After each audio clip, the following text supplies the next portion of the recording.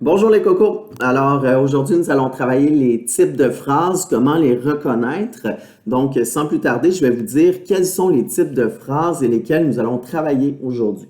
Donc, il y a la phrase déclarative, la phrase exclamative, la phrase interrogative et finalement la phrase impérative.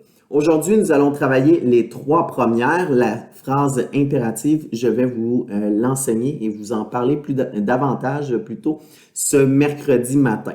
Donc, nous allons commencer avec la phrase déclarative. D'abord, c'est important de dire que la phrase déclarative, c'est la phrase la plus courante, celle qu'on retrouve le plus souvent dans les textes, dans les livres, ainsi que dans vos textes.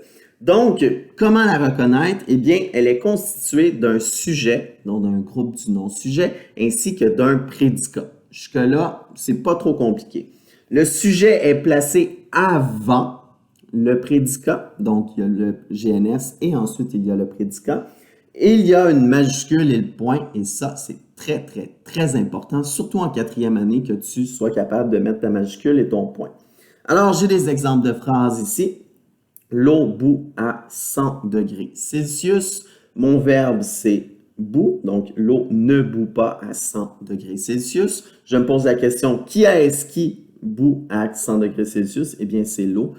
L'eau, mon GNS, est placé avant mon verbe, mon prédicat. On continue. Alice semblait heureuse. Semblait est mon verbe. Alice ne semblait pas heureuse. Qui est-ce qui semblait heureuse? Eh bien, c'est Alice. Mon GNS est placé encore une fois avant mon prédicat. Nous aimons le soccer. Aimons est mon verbe parce que je peux dire nous n'aimons pas le soccer. Qui est-ce qui aime le soccer? Eh bien, c'est nous. Donc, mon GNS est encore une fois placé avant mon prédicat. Et je ne sais pas si tu as remarqué, j'ai une majuscule et un point à la fin de la phrase. Maintenant, c'est dit officiellement, je ne veux plus voir de phrase sans majuscule et sans point. Tenez-vous-le pour dit. La phrase interrogative, quant à elle, elle est un peu plus complexe, mais elle est plus facile à reconnaître.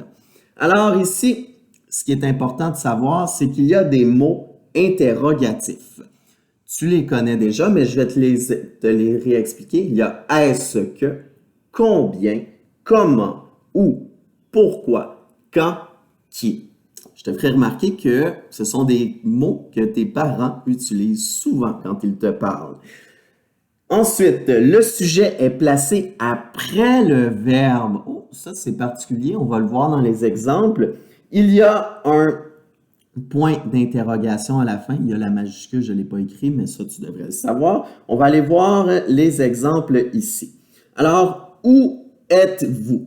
Alors, on reconnaît le mot interrogatif où. J'aimerais apporter ton attention ici sur l'accent grave qu'il y a sur le U. Donc, ce n'est pas juste un OU au U, c'est où en termes de lieu qu'on parle. Où êtes-vous?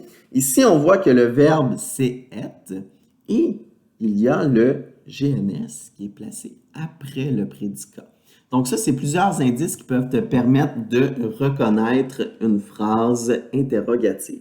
Ensuite, nous avons l'exemple « Pourquoi es-tu en retard? » Encore une fois, nous avons le mot interrogatif ici qui est facile à reconnaître. Pourquoi? Et encore une fois, notre verbe ici est placé avant et le GNS est placé après. Et on a notre point interrogatif qui est juste ici. J'aimerais aussi vous enseigner une petite notion importante, les questions fermées versus les questions ouvertes.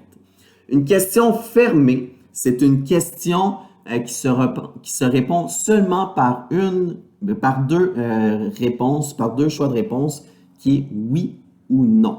Par exemple, as-tu mangé des biscuits avant d'aller souper? Oui. Donc ça ici, il s'agit d'une question fermée.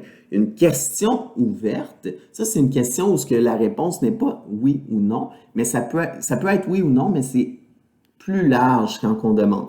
Par exemple, les questions de réagir dans le texte que l'on travaille ensemble. Donc, quand on utilise la stratégie Oreo, on dit que c'est une question ouverte. Comme quand je te dis, que penses-tu de tel personnage? Ou as-tu aimé cette séquence d'aventure? Ça ici, ce sont des questions ouvertes parce qu'on ne peut pas répondre seulement par oui ou par non, on doit élaborer. Donc, ça fait le tour pour la phrase interrogative.